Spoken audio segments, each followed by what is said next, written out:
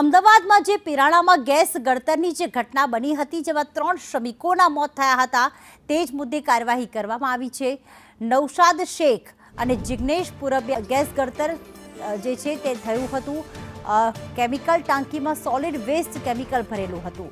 Gas ગળતર થતાં જ પ્રકાશ ટાંકીમાં પડી ગયો હતો અને પ્રકાશને બચાવવા અન્ય 2 શ્રમિકો પણ ટાંકીમાં ઉતર્યા હતા। ત્રણેય શ્રમિકોનું ગેસ ગળતરથી મોત થયું છે।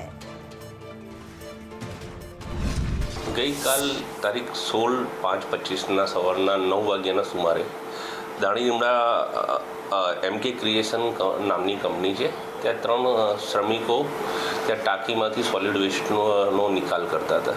દરમિયાનમાં એક શ્રમિક છે પ્રકાશ પરમાર, તે ડોલથી પાણી કાઢતો હતો, તો દુર્ગંધ આવતા કોઈ કારણોસર તે ટાંકીમાં અંદર પડ્યો હતો। ત્યારબાદ તેને બચાવવા અન્ય 2 શ્રમિક એને નીચે ઉતરેલા, પણ ગેસ ગળતરના લીધે એ લોકો બહાર ન આવી શકે। જે બનાવ અનુસંધાને ત્રણેય પ્રકાશ પરમાર, સુનિલ રાઠવા અને વિશાલ ઠાકોર નામના 3 વ્યક્તિઓનું મરણ ગયેલ।